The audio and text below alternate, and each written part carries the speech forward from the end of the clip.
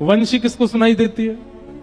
जो पहले से ही ठाकुर जी को जानते हैं, बहुत प्रेम करते हैं, जिनका जीवन समर्पित हो चुका है ठाकुर जी के लिए, जो नित्य तिलक लगाते हैं, नित्य एकादशी रखते हैं, नित्य कंठी पहनते हैं, नित्य नियमों का पालन करते हैं। उनको पता है हम चाहे ऊना रहे, पंजाब रहे, हिमाचल रहे, हम ठाकुर जी के हैं। वो वक्ता के द्वारा रसमयी बात कही जाए चाहे नीरस बात कही जाए, सबको ध्यानपूर्वक सुनते हैं, क्योंकि वो ठाकुर जी के हो चुके हैं। उनको वंशी सुनाई दे रही है।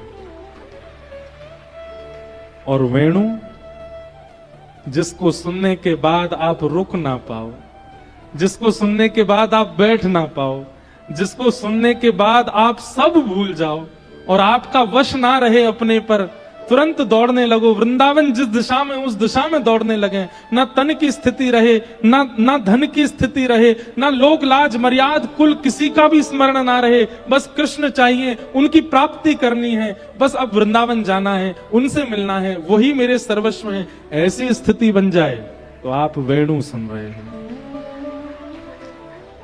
बहुत कम बन पाती है। एक और बात, मुरली ठाकुर जी ऐसे बजाते हैं, अधरों से हाथ नीचे। वेणु ऐसी तिरछी होगी, ठाकुर जी मुरली बजाते हैं। वंशी ठाकुर जी ऐसे बजाते हैं, बिल्कुल जहां अधर हैं वहीं हस्त कमल, और जहां मुखमंडल श्री जी की ओर झुक जाए और दोनों हस्त कमल ऊपर को हो जाए, ये वेणु है। आपको वेणु गोपाल ठाकुर जी के दर्शन बहुत कम होंगे, जहां मुखमंडल ऐसे झुका हो और दोनों, वहां नेत्र भी ठाकुर जी के बंद हो जाते हैं, क्योंकि अत्यंत रस में डूब करके ठाकुर जी बजाते हैं। तो मुरली मनोहर लाल, वंशी बिहारी लाल और वेणु गोपाल, ये तीन ठाकुर जी के स्वरूप हैं। वंशी एक ही है, पर किस किस के लिए कैसे बजानी है वो ठाकुर जी के प्रकार अलग है। श्री राधारमण लाल जी बताओ क्या बजाते हैं? श्री राधारमण लाल जी मुरली मनोहर है, उनके हस्त कमल थोड़े थोड़े नीचे हैं और अधर ऊपर है, ऐसे बजा रहे हैं श्री राधारमण। हाथ थोड़े से नीचे हैं, देख लेना, दर्शन करना। बिहारी जी, उनके हाथ बिल्कुल ऐसे सीधे हैं, यूं हैं, दोनों हाथ बराबर में। ये क्या बजा रहे हैं? वंशी बजा रहे हैं। बिल्कुल जहां अधर हैं वहीं हस्त कमल होंगे। और वेणु गोपाल जो हैं, इधर की तरफ मुख करके अधर, इसका स्वरूप प्रकट रूप में वृंदावन में कहीं नहीं है, पर हां किसी का भाव प्रगाढ़ होगा तो एक दिन श्री राधारमण जी के ही हस्त कमल ऊपर को दिखने लग जाएंगे, एक दिन बिहारी जी के ही हस्त कमल ऊपर को दिखने लग जाएंगे। जिस दिन ठाकुर जी के श्रृंगार में आपको यह अनुभव हो, जाके आपकी देखना बिहारी जी के हाथ नीचे दिख रहे हैं कि ऊपर हैं, राधा वल्लभ जी नीचे हैं कि ऊपर हैं, राधा। जिस दिन ये हस्त कमल नीचे से आपको एक क्षण के लिए लगे कि नहीं ऊपर की ओर हैं, अधर से ऊपर हैं, समझ जाना अब ठाकुर जी वेणु बजा रहे हैं और आप रास के प्रवेश के लिए अधिकारी बन चुके हैं। हमारे ब्रज साहित्य के, ब्रज के रसिक जन इन सब भावों को बड़े अच्छे से बताते हैं, एक एक विषय को। एक क्षण के लिए ठाकुर जी के अधर से ऊपर यदि हस्त कमल का दर्शन हो जाए तो समझ जाना अब वेणु बज रही है और आप रास के अधिकारी हो चुके हो। जब तक ये हस्त कमल नीचे हैं तो समझो अभी वंशी बजा रहे हैं, अभी मुरली बजा रहे हैं, अभी ठाकुर जी और खींचवे को प्रयास कर रहे हैं आपको अपनी ओर। लेकिन जब पूर्ण रूपेण खिंच जाओगे तो वेणु गोपाल हो जाएंगे। और वेणु जब बजेगी, जगऊ कलम वाम दृशाम मनोहरम, फिर रास होगा। और रास में जैसे गोपियां पहुंची वैसे ही आप पहुंचोगे, रोक नहीं पाओगे स्वयं को। जैसे मीरा पहुंची है वैसे ही पहुंचोगे, जैसे करमेती बाई पहुंची है, जैसे रसखान पहुंचे हैं वैसे ही पहुंचोगे। तो यह भी एक नियम है कि मुरली मनोहर ठाकुर जी जिस दिन वेणु गोपाल के रूप में दिख जाएं, तब समझो कि आपका भजन सार्थक है, आपका भजन लग रहा है। लेकिन अगर वेणु गोपाल दिख जाएं तो ढिंडोरा मत पीटना। आजकल भक्तों में एक बहुत बड़ी कमी है, तुरंत गा देते हैं सब जगह। कुछ नहीं तो ऊना से 15-20 लोगों को लेके गए और बिहारी जी में जाके पहले से डिसाइड करके देखेंगे हाथ ऊपर है कि नीचे, महाराज जी बोल रहे थे। और कई लोग उनमें से ऐसे, कहां दिखे? हमें तो नीचे ही दिखे। एक बोले नहीं मेरे तो बिल्कुल ऊपर थे, यहां थे। मैं वेणु सुन ली मैंने, अब तो मैं रास में जाऊंगी सीधी। बाकी सब निराश हो गए बेचारे, बोले हमको तो नीचे ही दिखे थे। ऐसा मत करना, प्रदर्शन नहीं। अगर अनुभव हो जाए तुरंत चुप हो जाना, गोपनीय रख लेना अपने चित्त में, अब बोलना ही नहीं है किसी को। मुझे वेणु गोपाल के दर्शन हो चुके हैं। वेणु गोपाल मतलब रास बिहारी, और रास बिहारी ठाकुर जी के दर्शन गोपी को ही होंगे, सबको नहीं।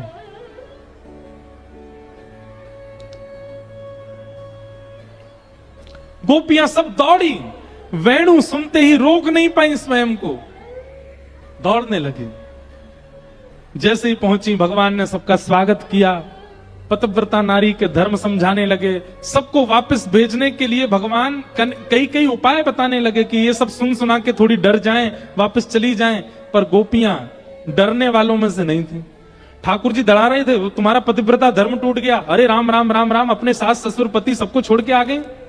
एक छोटे से बालक को मिलने के लिए आई हो, कितना जघन्य पाप कर रही हो। ठाकुर जी ने खूब भयभीत कराया, पर गोपियां नहीं डरी। 10 श्लोक भगवान ने कहे, तब गोपियां प्रणय गीत गाती हैं। मैवं भिवोर्हति भवान कथितुं नृशंसम् संत्यज्य सर्व विषयांस्तव पादमूलम् भक्ता भजस्व दुर्भग्रहमात्यजास्मान् देवो यथादि पुरुषो भजते मुमुक्षु। हे नाथ, बहुत सुंदर है प्रणय गीत। कभी वृंदावन में, और वैसे तो अब समय नहीं मिल पाता है, लेकिन कभी अकिंचन सत्र एक करेंगे और उसमें वेणु गीत, ये प्रणय गीत, बहुत अंतरंग चर्चा है, सबके समझ में आने वाली बातें नहीं है।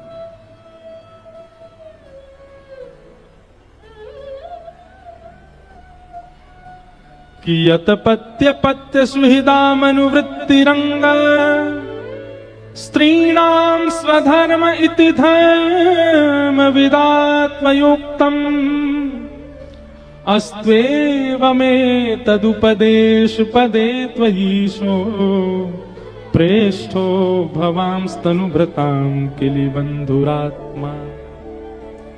गोपियां कहती हैं, बोले नाथ आपने बहुत सुंदर प्रवचन किया स्त्री धर्म का, पर आपके द्वारा स्त्री धर्म का प्रवचन सुनकर के हमको ऐसा लगा कि कहीं आपको ऐसा लगता है कि हम स्त्री धर्म जानती नहीं है। बताई तो उसको जाती है बात जो ना जानता हो।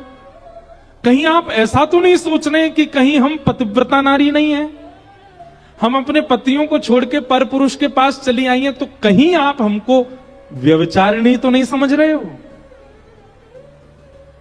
ठाकुर जी से कह रही हैं गोपियां, नाथ हमारी बात सुनिएगा, हमारा प्रेम कैसा है ये अभी आप जाने ही नहीं हो, ये अभी आप समझे ही नहीं हो।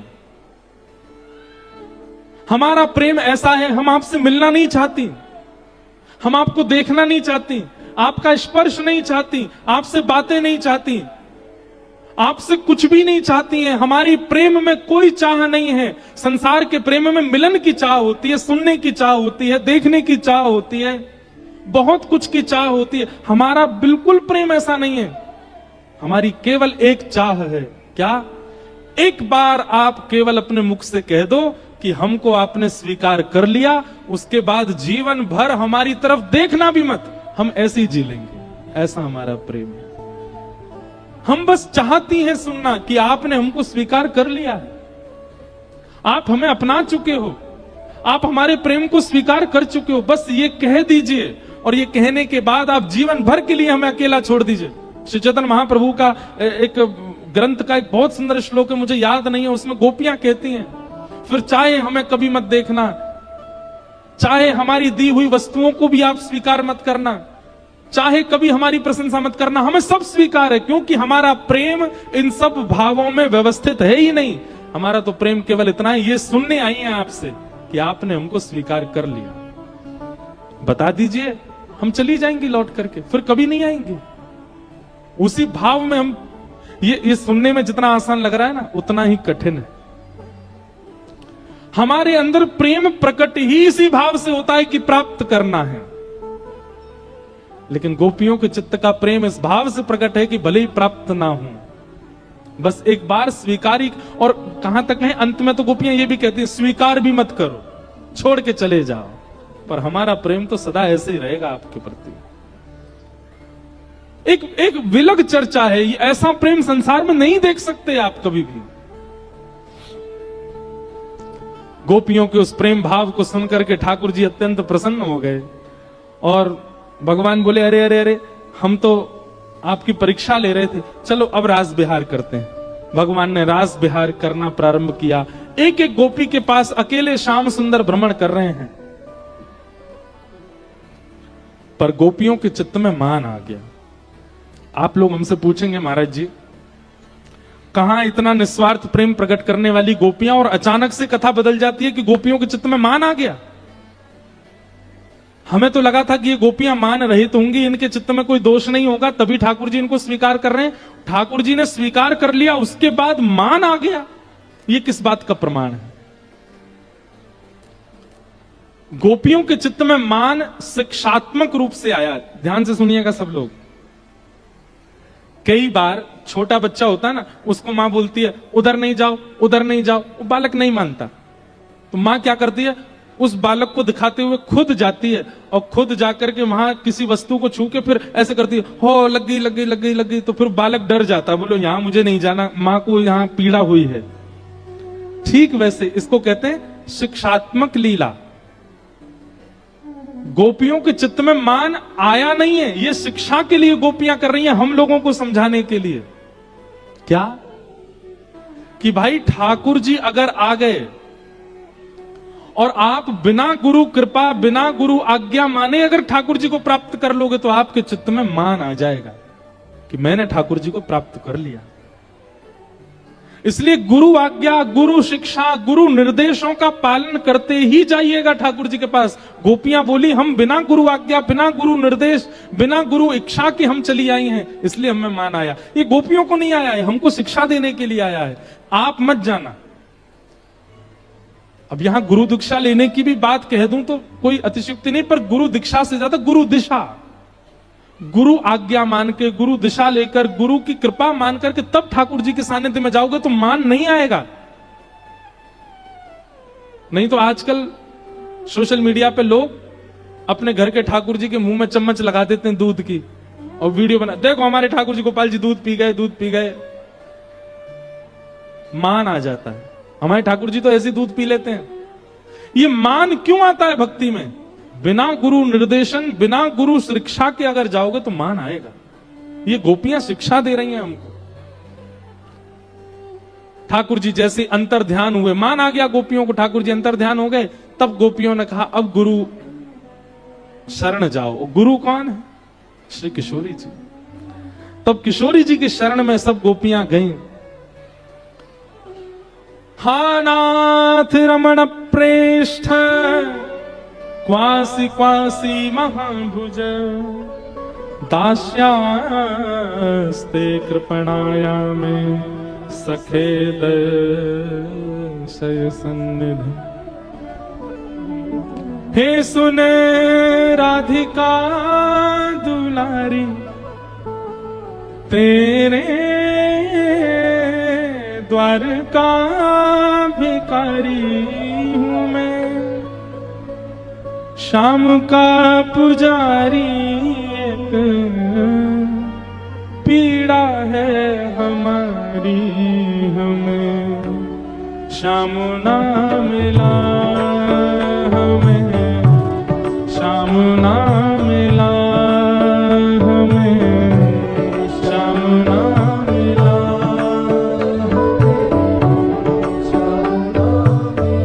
सब गोपियां गा रही हैं, हम भी किशोरी जी का स्मरण करते हुए उनके चरणों में निवेदन करें। सुने राधिका दुलारी, सुने तेरे द्वार का भिखारी, तेरे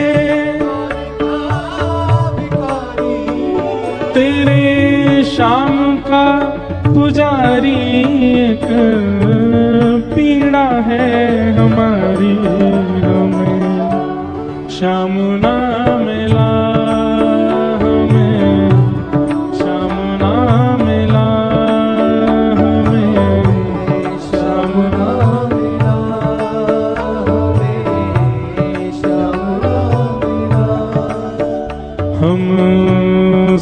सोचते थे कान्हा कहीं कुंजन में होगा,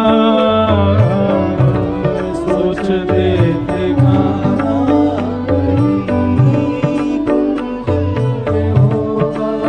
हम सोचते थे कान्हा कहीं कुंजन में होगा, सोचते थे कान्हा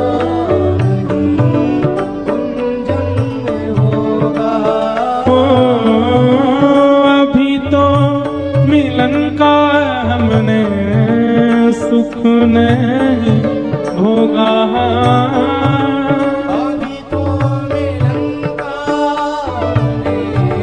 सुख नहीं भोगा। अभी तो मिलन का हमने सुख नहीं भोगा।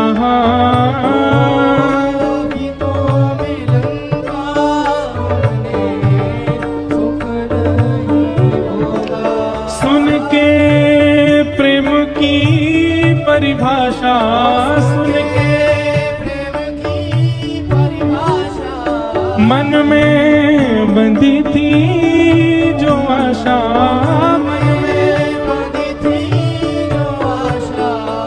आशा हुई रे निराशा झूठी, दे गया दिलासा,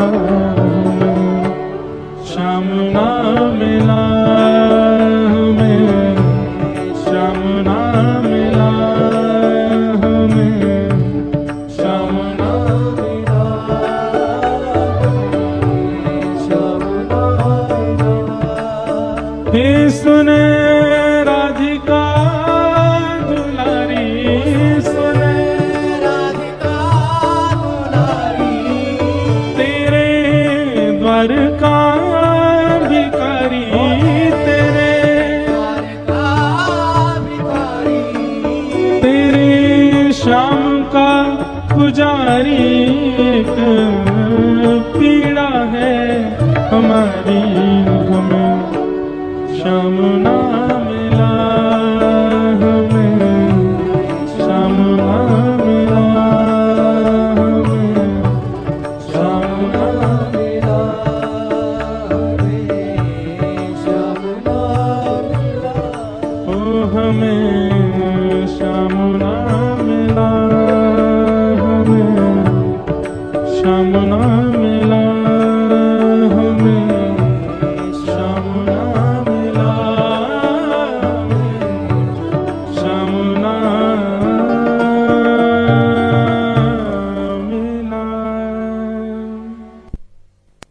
गोपियां कृष्ण विरह में गाने लगी, गोपी गीत गा रही हैं।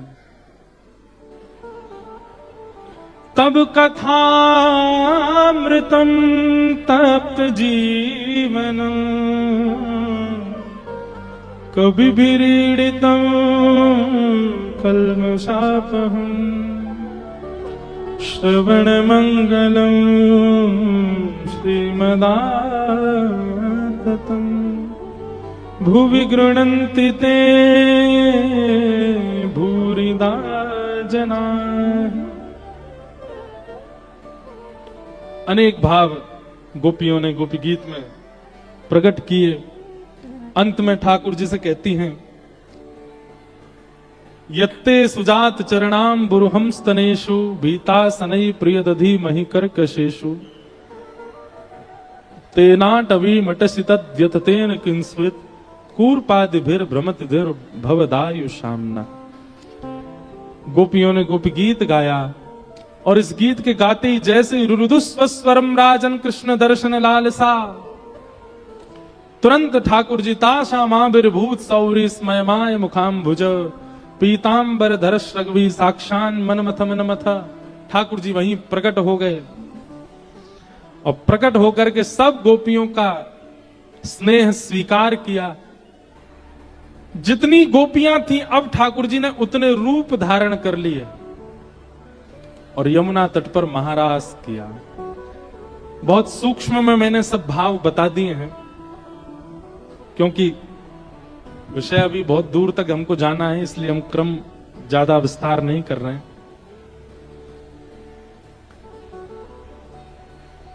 रस से रास तक की पूरी भूमिका रास पंच अध्याय, और इन पंच अध्यायों में जो जो गोपियों के साथ लीला हो रही है, वो लीला एक प्रेमी भक्त के साथ हो तो ही वो रास तक पहुंचेगा। अब इनमें क्या पूरा रास देखोगे ना आप, संयोग वियोग, संयोग वियोग, संयोग वियोग। सबसे पहले कहां से प्रारंभ हुआ? वियोग। आज शरद पूर्णिमा है, ठाकुर जी मिलेंगे, तभी वेणु का रव सुनाई दिया, संयोग। वेणु का रव होते ही और संयोग हो गया, ठाकुर जी के समीप पहुंच गए। लेकिन तुरंत ठाकुर जी क्या करने लगे? पतिव्रता नारी का धर्म समझा करके वापस लौटाने लगे, वियोग।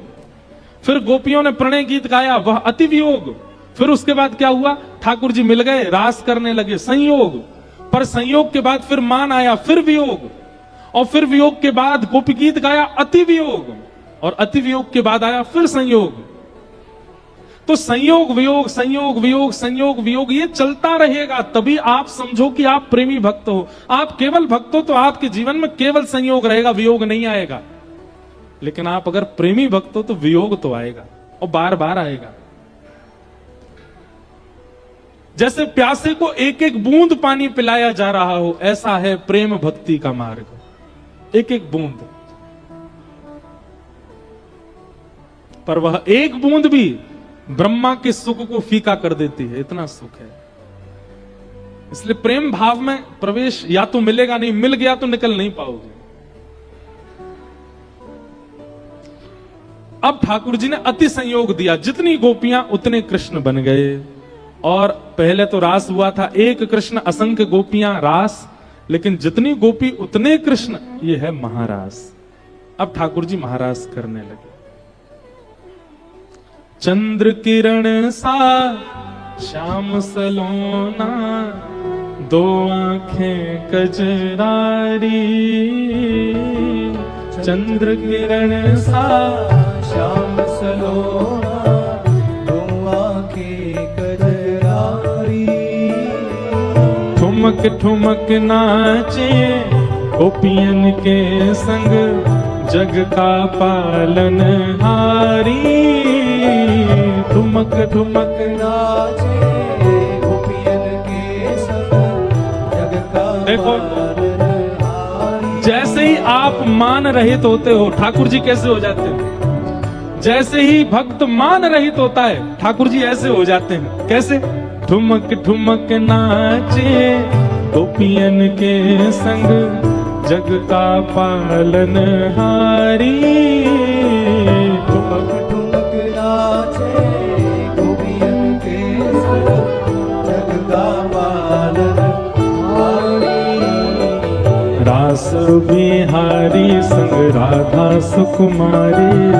रास बिहारी रास बिहारी संग राधा सुकुमारी। रास बिहारी संग राधा सुकुमारी। हाँ ब्रज में विराज रे, श्याम संग राधा नाचे रे। ओ श्याम संग राधा नाचे रे। ओ श्याम संग राधा नाचे। आइए। ओ राधा नचे, कृष्ण नचे, नच गोपी जन। राधा नचे, कृष्ण नचे, नच गोपी जन। हे राधा नचे, कृष्ण नचे, नच गोपी जन। राधा नचे, क्योंकि मन मेरा बन गया सखी रे पावन वृंदावन। क्योंकि मन मेरा बन गया सखी रे पावन वृंदावन। ओ मन मेरा बन गया सखी रे पावन वृंदावन। ओ मन मेरा बन गया सखी। मगरास राशेश्वर भगवान की।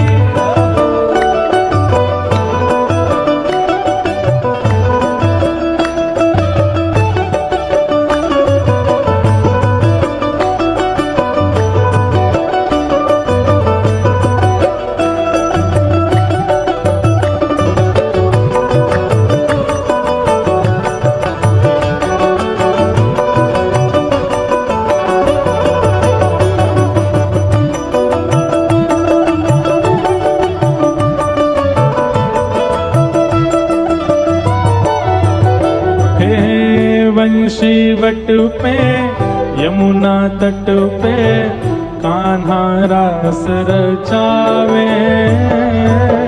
बंशी वट पे यमुना तट पे कान्हा रास रचावे। गोपी बन के शंकर आए, गोपेश्वर कहलाए। गोपी बन के शंकर आए, गोपेश्वर कहलाए। बोल गोपेश्वर महादेव की। गोपी बन के शंकर आए, गोपेश्वर कहलाए। गोपी बन के शंकर आए, गोपेश्वर कहलाए। डम डम डमरू बाजे कान्हा की मुरली पे, डम डम डम डम डमरू बाजे कान्हा की मुरली पे, डम डम। ओ जग सारा नाचे रे, श्याम संग राधा नाचे रे। ओ श्याम संग राधा नाचे रे।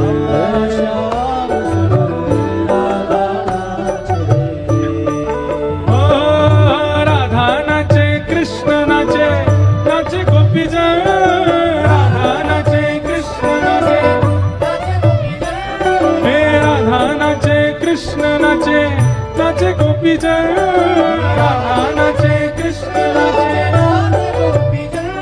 क्योंकि मन मेरा बन गया सखीरी पावन वृंदावन। क्योंकि मन मेरा बन गया सखीरी पावन वृंदावन। क्योंकि मन मेरा बन गया सखीरी पावन वृंदावन।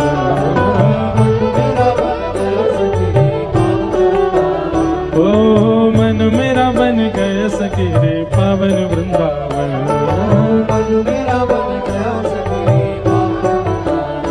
ओ गोकुल में देखो, वृंदावन में देखो रे, गोकुल में देखो, गोकुल में देखो, वृंदावन में देखो रे, गोकुल में देखो। हे गोकुल में देखो, वृंदावन में देखो, हे मेघा गाजे रे, श्याम संग राधा नाचे रे। हे श्याम संग राधा नाचे रे।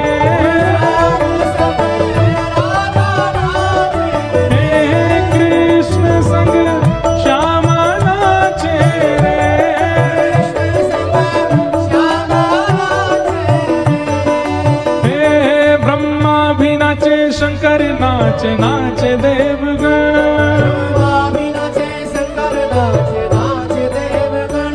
सूरज भी नाचे, चंदा नाचे, नाच तारागण।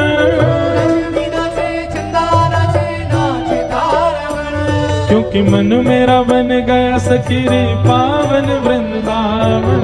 मन मेरा बन गया सखीरी पावन वृंदावन। क्योंकि मन मेरा बन गया सखीरी पावन वृंदावन।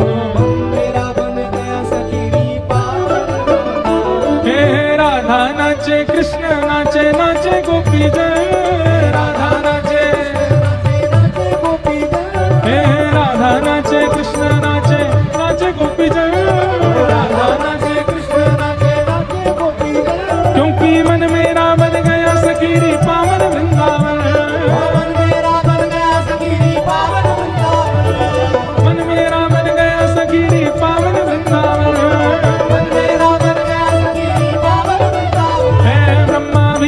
शंकर नाचे नाचे देवगण। यमुना भी नाचे, गंगा नाचे, नाचे नदी गण, यहाँ ऋषि भी नाचे मुनि भी नाचे, नाचे संत जन, क्योंकि मन मेरा बन गया सकीरी पावन वृंदावन, क्योंकि मन मेरा बन गया सकीरी पावन वृंदावन, क्यों मन मेरा बन गया सकीरी पावन वृंदावन, हे वृंदावन मेरो वृंदावन, देश वृंदावन प्यारो वृंदावन, देश वृंदावन प्यारो वृंदावन, हे वृंदावन मेरो वृंदावन, हे श्री वृंदावन प्यारो वृंदावन, हे श्री वृंदावन मेरो वृंदावन, हे श्री वृंदावन प्यारो वृंदावन, श्री वृंदावन मेरो वृंदावन। बलराज राजेश्वर भगवान की जय जय श्री राम, जय जय श्री राम, जय जय श्री राम।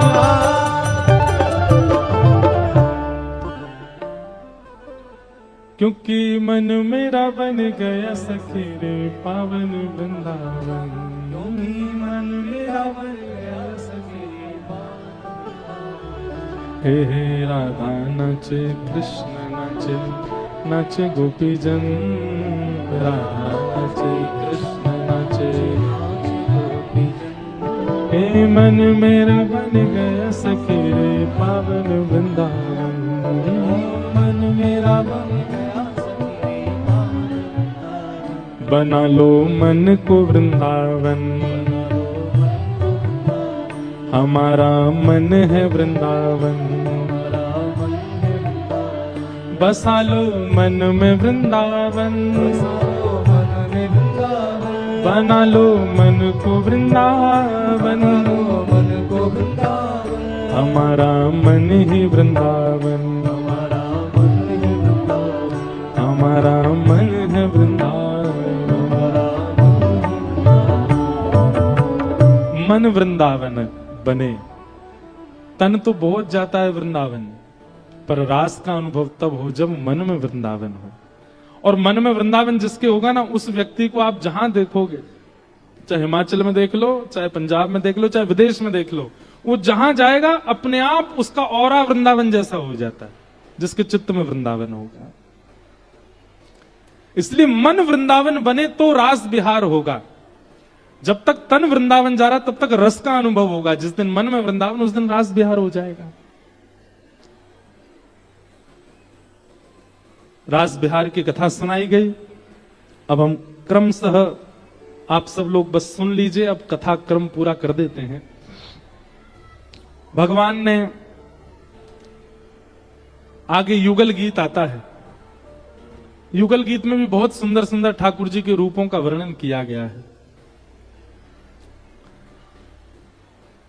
कि विविध गोप चरणेषु विदग्धो वेणुवाद्य ऊर्धा निज शिक्षा तब सुतः सती यदावर बिंभे दत्त वेणुरनयत स्वर जाति। गोपियां मैया से जाके यूं कह रही हैं, एरी मैया एक बात बताओ। बोले कहा, तुम्हारे लालाते तो हम कछु ना कह सकें, पर तुम्हारे लालाए जाने भी वंशी बजानो सिखाओ, वहां को पतो बताओ हमें। मैया बोली क्यों, कहा करोगे? बोले बाकी जाके अच्छे से खैर करेंगी, ऐसी बंसी बजानी सिखा दी है जा बैरणी बंसी ने हमारो सब कछु बंटा धार कर रखो है। ना सोन दे, ना खान दे, ना बैठन दे, कछु ना करन दे। हम देख के तो आमे, तुम्हारे लाला ने को बंसी कौन ने सिखाई? तब यशोदा मैया कह रही है, वेणु वाद्य ऊर्धा निज शिक्षा। ठाकुर जी ने बंशी बजाना किसी से नहीं सीखा, अपने आप सीखा। हमारे ब्रज में एक कथा सुनाते हैं। एक बार ठाकुर जी के पास गैया गई शिकायत लेके। कैसे? ठाकुर जी से बोली जय जय। ठाकुर जी बोले हम बोले मोह कोई तो भय ना लगे, लेकिन ये एक बांस को डंडा मुंह को बहुत भयभीत कर दे। मुंह को कोई तो भय ना लगे, लेकिन या बांस के कारण मुंह को भय लगे। आप या बांस ते ऐसो कछु करो कि मुंह को या सो भय नहीं लगे। तो गैया के कारण ठाकुर जी बोले अच्छा, जा बांस ने मेरी गैया को डरायो। सोई ठाकुर जी ने जैसे ही एक हाथ से बांस को वह रूप पकड़ो, दूसरे हाथ से पकड़ो, जैसे ही पकड़ करके महाराज वाकी खैर लेने लगे। इतने में ही जहां जहां ठाकुर जी ने स्पर्श किया वहीं वहीं छिद्र प्रकट है गए, और छिद्र प्रकट होती जैसी अधर पर धारण किया। ठाकुर जी के तो मन में इच्छा प्रकट हो जाए, अपने आप योजनाएं बन जाती हैं। जैसे अधर पर धारण कियो, एक छिद्र वहां प्रकट भयो, और वही बांस से ठाकुर जी ने जब प्राण पिरो करके, अपनी वायु पिरो करके जैसे ध्वनि निकालना प्रारंभ कियो, पूंछ उठा करके गैया दौड़ी दौड़ी गैया ठाकुर जी के पास आई और बोली श्याम सुंदर बस ये धुन निकालते रहो, बहुत सुख मिल रहा है। ठाकुर जी बोले देख ले, जाते तो बहुत भय लगता, वही तो प्रेम करा दी अब मैंने, अब याते तो भय ना लगेगा, अब यही से तो को प्रेम लगेगा। अपने निज जनों को जिससे भय लगता है ठाकुर जी वही को वाको प्रेमी बना दें।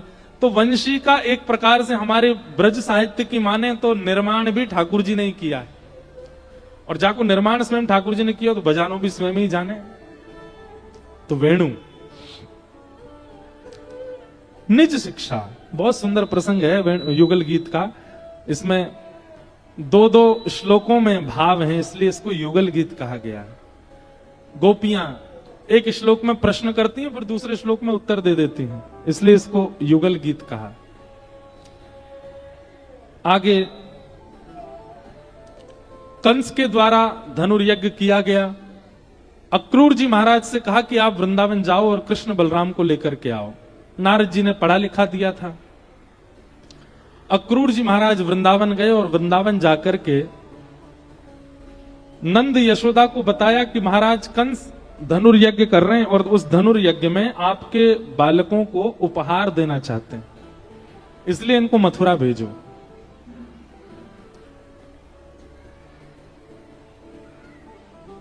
भगवान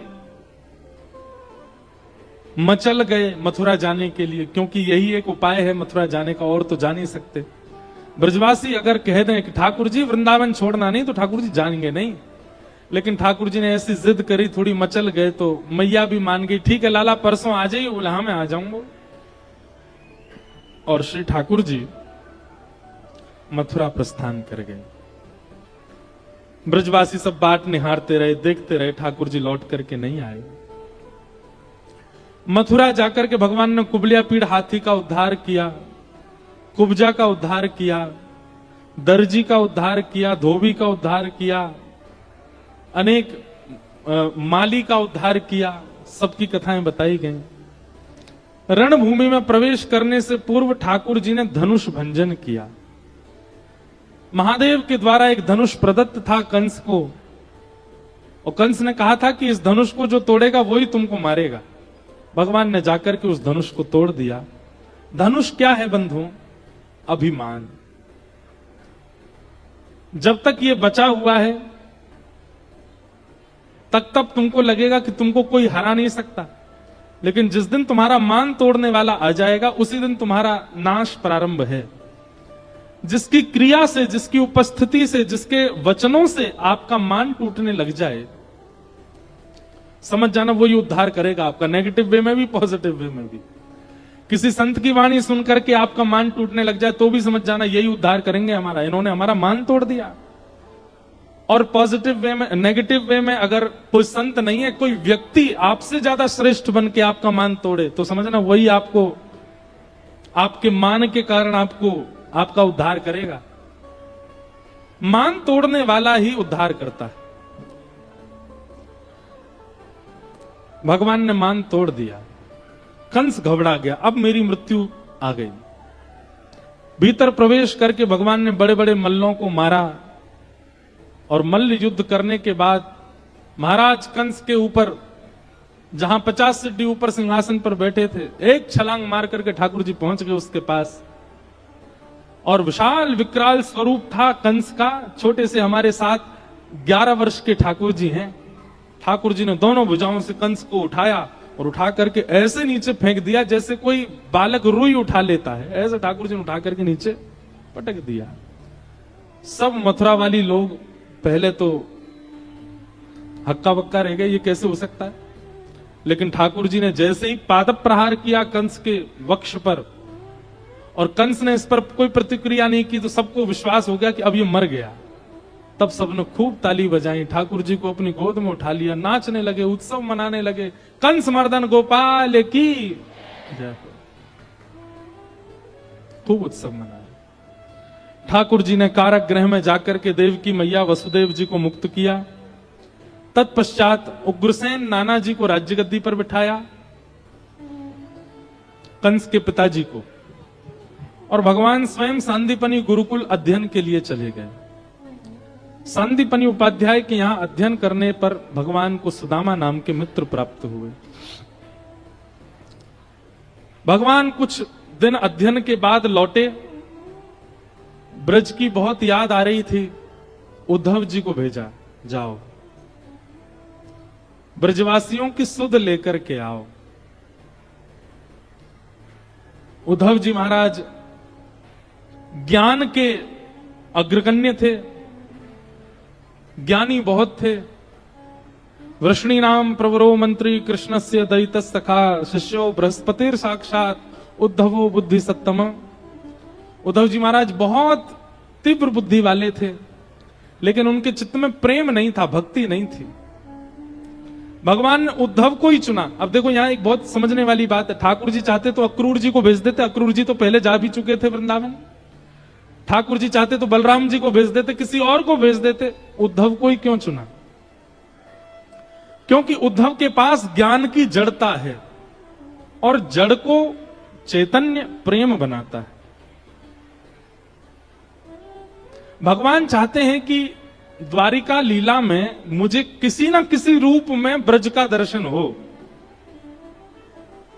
उसके लिए ठाकुर जी ने उद्धव को चुना। बोले ज्ञान ही पूरा है, बस इसको प्रेमी बनाना है। तब भगवान ने उद्धव से कहा तुम जाओ ब्रज। उद्धव जी महाराज ब्रज गए, कह के गए थे शाम को आ जाऊंगा वापस। 6 महीना बाद लौट के गए। 6 महीना में ब्रज की गोपांगनाओं ने, ब्रजवासियों ने और हमारी किशोरी जी ने ऐसा पाठ पढ़ाया उद्धव जी को, उनका ज्ञान चैतन्य हो गया। उद्धव जी लौट करके आए। उनकी स्थिति देख करके ठाकुर जी अति प्रसन्न हो गए, हृदय से लगा लिया और कहा अब द्वारिका लीला में मुझे सुख मिलेगा। जब भी वृंदावन की याद आएगी मैं उद्धव को देख लूंगा, तो लगेगा चलता फिरता ब्रज मेरे साथ चल रहा है। मतलब उद्धव के तन को वृंदावन भेज के उद्धव के मन में वृंदावन को बुला लिया ठाकुर जी ने। अब जब भी ठाकुर जी को एकांत बैठना होता है ना द्वारिका में, उद्धव का हाथ पकड़ते हैं, अकेले में ले जाते हैं समुद्र के तट पर, अटारी पर, कहीं छत पर, कहीं एकांत में, फिर उद्धव के साथ बैठे रहते हैं। क्यों? उद्धव कोई और चर्चा नहीं करता, केवल प्रेम की चर्चा करता है, केवल भाव की चर्चा करता है, वृंदावन की चर्चा करता है। कितना प्रेम है वृंदावन जिनके चित्त में हो, उनसे ठाकुर जी को। पूरा दिन ठाकुर जी सबको देते हैं, लेकिन अपना एकांत ठाकुर जी उद्धव को देते हैं। हमसे अगर पूछा जाए तो ठाकुर जी के सखाओं में सर्वश्रेष्ठ कौन है, तो उद्धव बहुत श्रेष्ठ है। क्यों? अर्जुन नहीं है। अर्जुन ठाकुर जी का विद्यार्थी है, उद्धव हमारी श्यामा जी का विद्यार्थी है, किशोरी जी का विद्यार्थी है। अर्जुन के ज्ञान में निपुणता दिखती है। अर्जुनात अर्जुन, जो अर्जन करना जानता है उसको अर्जुन कहते हैं। लेकिन उद्धव के प्रेम में कोई ज्ञान की परत नहीं है, कोई वैराग्य की परत नहीं है, स्वच्छंद प्रेम है उद्धव का। अद्भुत है उद्धव कृष्ण संवाद, उद्धव गोपी संवाद, सबको हम प्रणाम करते हैं। जरासंध ने मथुरा पर चढ़ाई कर दी, भगवान ने 17 बार हरा दिया। 18वीं बार ब्राह्मणों की अनुष्ठान करवा करके आया। ब्राह्मणों के कारण ठाकुर जी रण छोड़ करके भागे, क्योंकि ब्राह्मण अनुष्ठान में बैठे हैं और जरासंध ने ब्राह्मणों से कहा, अगर मैं इस बार हार गया कृष्ण से तो आप सबके सर धड़ से अलग करवा दूंगा। ब्राह्मणों की रक्षार्थ ठाकुर जी ने विचार किया कि अब रण से भागना ही उचित है। भगवान ने विश्वकर्मा को आज्ञा की और एक नई नगरी का निर्माण किया जिसका नाम है द्वारिका। और रातों रात ठाकुर जी ने समस्त मथुरा वासियों को द्वारिका पहुंचवा दिया, यदुवंशियों को द्वारिका पहुंचवा दिया और स्वयं युद्ध करते करते करते करते बीच युद्ध में रण छोड़ करके भागे। बोलो रण छोड़ राय भगवान की, रण छोड़े। विप्रधेनु संतन के कारण रण छोड़ो ब्रजनाथ, गोमती तट द्वारवती पधारे कहलाए द्वारिका नाथ। ब्राह्मणों के लिए रण छोड़ के भागे ठाकुर जी और श्री द्वारिका में जाकर के विराजमान हो गए। बोलो द्वारिकाधीश की। द्वारिका में ठाकुर जी व्यवस्थित हुए। रेवत राजा के पुत्र की पुत्री रेवती से बलराम जी का विवाह हुआ और कौंडन्यपुर के राजा भीष्मक, उनकी पुत्री का नाम रुक्मणी, उनसे ठाकुर जी का विवाह हुआ। रुक्मणी कृष्ण विवाह प्रसंग बहुत सुंदर कहा गया है। रुक्मणी जी ने जब से ठाकुर जी के प्रसंग अति सुने तब से ठाकुर जी का वर्ण करने की इच्छा हुई। पत्र लिख करके ठाकुर जी को भेजा कि श्रुत्वा गुणान भुवन सुंदर शृण्वतां ते निर्विश्य कर्ण विवरै हरतोंगतापम रूपम दृशाम दृशिमताम अखिलार्थलाभम त्वय्यच्युता विशति चित्रम पत्रपम में। सबसे सुंदर बात रुक्मणी जी के पत्र की सबसे पहला अक्षर श्रुत्वा गुणान भुवन सुंदर। श्रुत्वा 9 भक्ति हैं बंधुओं। कितनी भक्ति हैं? 9। श्रवणम कीर्तनम विष्णु स्मरणम पाद सेवनम अर्चनम वंदनम दास्यम सख्य आत्मनिवेदनम, ये 9 भक्ति है। नवदा भक्ति का प्रारंभ कहां से होता है? श्रवणम, श्रवण भक्ति। ठाकुर जी को प्राप्त करने के लिए 9 सीढ़ियां चढ़नी पड़ेंगी, उसमें सबसे पहली सीढ़ी है श्रवण। अगर आपकी श्रवण में रुचि नहीं है, कैसी रुचि होनी चाहिए पता है? श्रवण में बहुत तेज नींद आ रही है, बहुत तेज भूख लग रही है, किसी कार्य के प्रति आप अत्यंत तीव्रता से जा रहे हो और अचानक कोई आकर के कह दे, अरे भाई वहां प्रवचन चल रहे हैं, महाराज जी आए हैं, इंद्रेश जी आए हैं, वो आए हैं, चलो सुनने चल रहे हैं, तुरंत आप बोलो भोजन बाद में, पहले सुन लें। ऐसी रुचि जब श्रवण के प्रति बढ़ती है तो 8 भक्ति जो और हैं वो करनी नहीं पड़ती, अपने आप आ जाती। श्रवण भक्ति बीजारोपण है और बीजारोपण यदि अच्छा हो गया तो वृक्ष सुंदर निकलेगा, फलित होगा, पुष्पित होगा, घना होगा। कल हम एक जगह गए थे पहाड़ों में, हमीरपुर। वहां जब गए तो वहां एक जगह पे हमको लोग बोले, महाराज जी हम लोगों से खूब कहते हैं 6 बजे से सत्संग होता है मंगलवार को, कल मंगलवार था ना, 6 बजे से सत्संग होता है, 7 से 8 कीर्तन होता है और 8 से 10 पंगत होती है। मैंने कहा अच्छा। बोले महाराज जी 6 से पौने 8 बजे तक एक आदमी नहीं आता, और बोले पौने 8 बजे इतनी भीड़ आती है, इधर से उधर से, यहां से वहां से, पूरे हमारे हॉल भर जाते हैं। क्यों? 8 बजे पंगत है। बोले आप बोल के जाओ सत्संग में रुचि बने लोगों की। और वहां हम किसी को ऐसे प्रवचन तो नहीं किए, पर हम सब लोगों को एक बात से प्रमाणित करना चाह रहे थे। मैंने कि भाई सत्संग की रुचि देखनी है तो हमारे राधा कृष्ण मंदिर ऊना में आके देखो। मैंने कहा यहां लोग देखो, अब मुझे पता नहीं है कि आप पहले ही पाके बैठते हो कि सुनने के बाद पाते हो, वो तो भगवान जाने। लेकिन हाँ एक बात तो प्रमाणित है, पाके बैठोगे तो झपकी तो आएगी थोड़ी बहुत। झपकते भी नहीं तो इसका मतलब पाके बैठते हो लेकिन कम पाते हो, हैं जगह छोड़ते हो। कथा भी पानी है ना, लेकिन आप सब लोग तत्पर होके बैठते हो। तो हमने कहा भाई लोगों को बताओ, देखो वहां कैसे कथा सुनते हैं लोग। एक